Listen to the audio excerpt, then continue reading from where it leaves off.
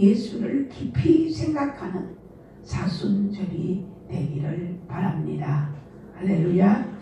네, 그리고 금식 규율은 초기에는 대단히 엄격했습니다. 그러나 8세기부터 지금 14세기 절식의 근심으로 2차 대전 이후에는 대개 제2수요일과 금요일에만 하는 것으로, 이 말은 무슨 말이냐면 2차 대전이 되기 전에는 무조건 40일을 했어요.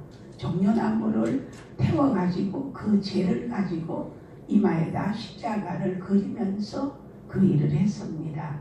근데 예수님이 이 땅에 오신 그 은혜에 감사해서 2차 세계대전 이후에는 이제 우리가 수요일과 금요일 절식을 하는 거예요.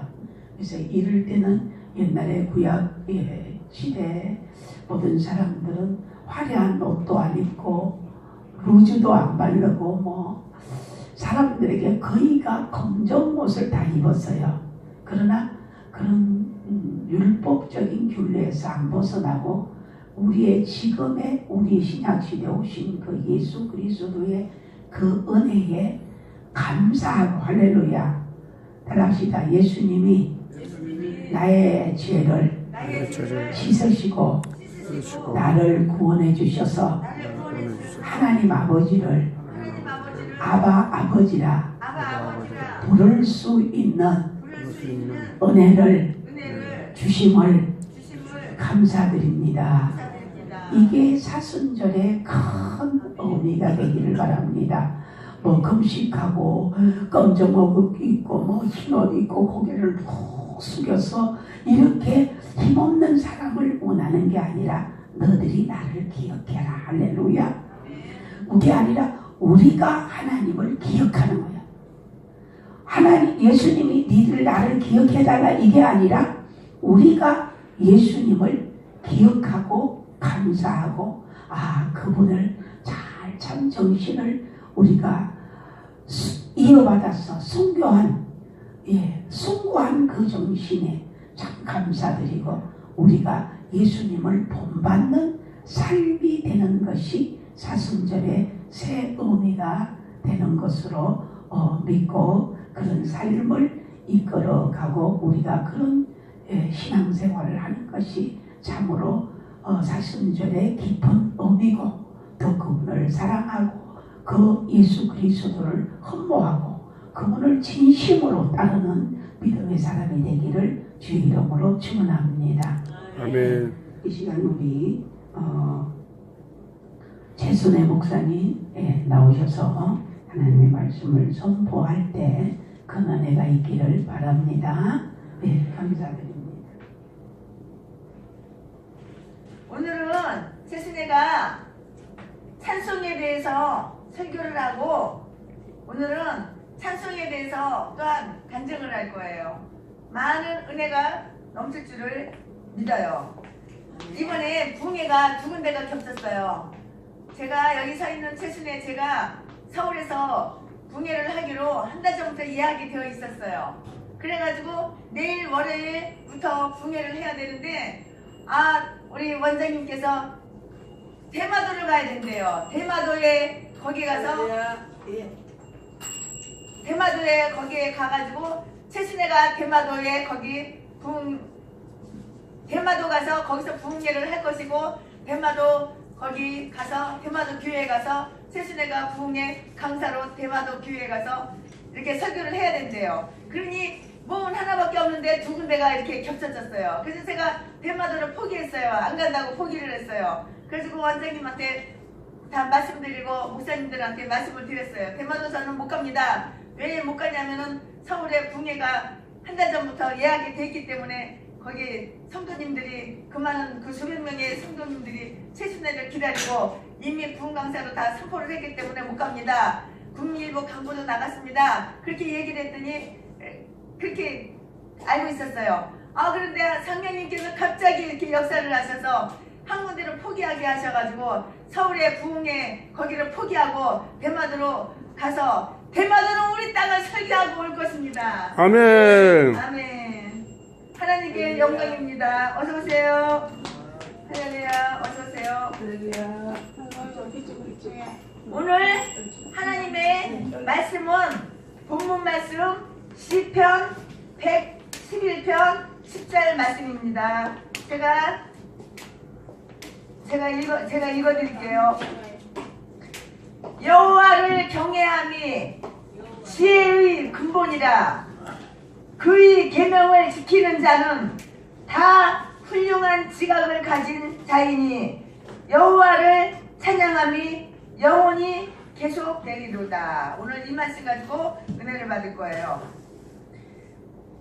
사람이 살아가는 데에는 즐거움이 있어야 돼요. 즐거운 쾌락이 있어야 돼요. 근데 이 즐거운 쾌락은 두 종류가 있어요. 영적인 즐거운 쾌락이 있고 육적인 즐거운 쾌락이 있어요.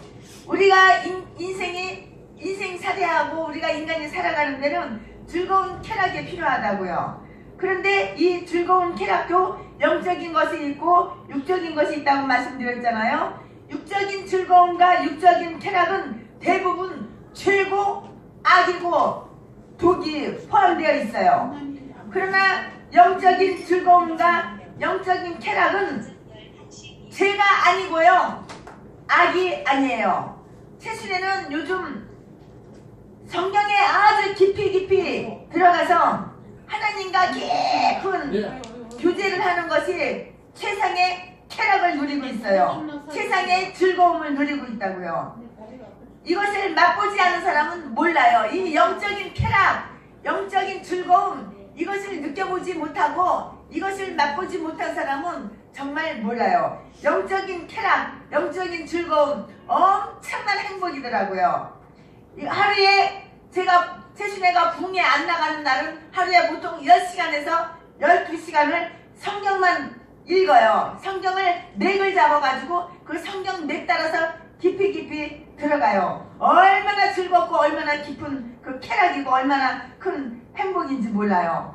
이 영적인 즐거움, 영적인 쾌락으로 이렇게 채운다고요. 우리가 하나님 앞에 나와서 예배를 하면서 내 마음속에 하나님을 사랑하는 그 마음이 있어서 즐거운 마음으로 찬양을 해야 돼요. 이렇게 세상 노래 부르듯이 부르는 것이 아니고 가사 하나하나 음미해가면서 가사와 내 마음을, 내 영을 합쳐서 찬양을 할 때에 정말 깊은 쾌락과 깊은 즐거움이 있어요. 이제 우리가 하나님 앞에 영광 돌려드리는 올바른 찬양을 할 뿐 아니라 올바른 찬양을 하기 위해서는 올바른 하나님을 발견해야 돼요. 시편 111편 10절까지는 보통 10절까지밖에 없지만 시편 속에는 어떤 하나님을 발견했을까요? 시편 111편 2절에는 여호와께서 하시는 일들이 크시니 이를 즐거워하는 자가 모두 탐구하는구나 라고 이렇게 말씀하셨어요. 하나님이 하신 일이 뭔가요? 하나님이 처음에 하신 일은 창조예요. 하나님이 처음에 하늘과 땅을 창조하셨다고요. 천지를 하나님이 창조하셨다고요. 그것이 바로 하나님이 하신 첫 번째 일이고요. 태초에 하나님만 계셨고요. 아무것도 존재하지가 않았어요. 그런데 하나님이 천지 만물을 하나님이 말씀으로 창조를 하셨어요. 무슨 재료가 있는 것이 아니에요. 아무런 재료도 없었어요.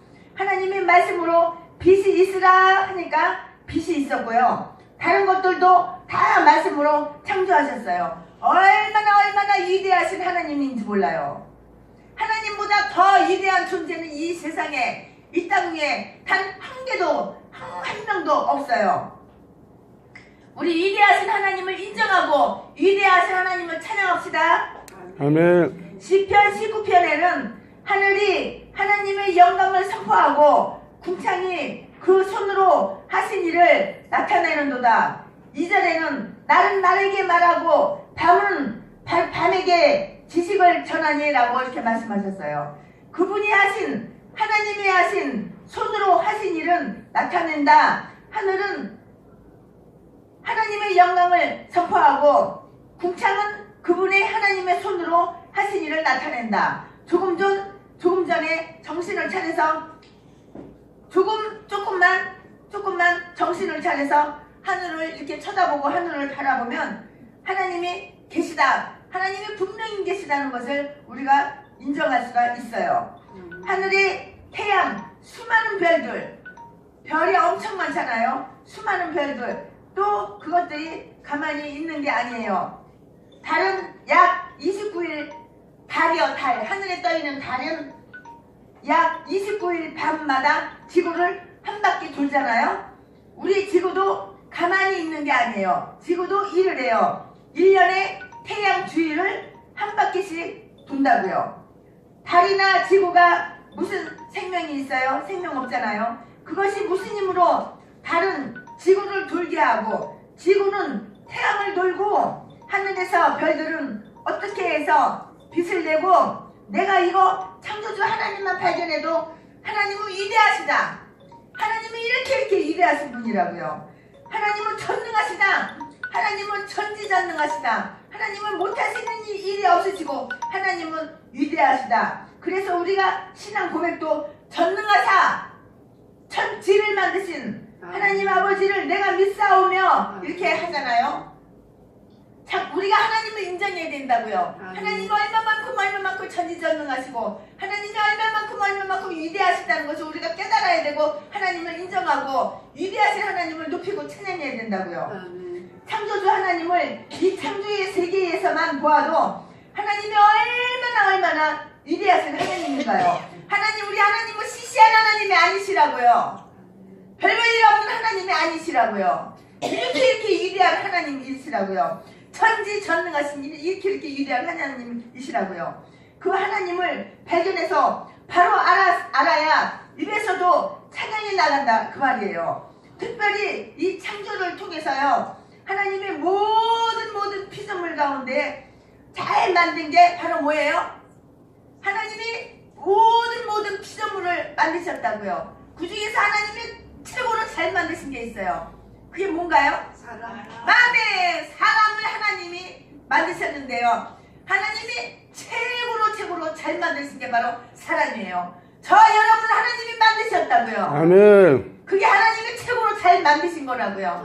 물론 하나님이 하늘도 땅도 달도 별도 해도 다 만드셨어요.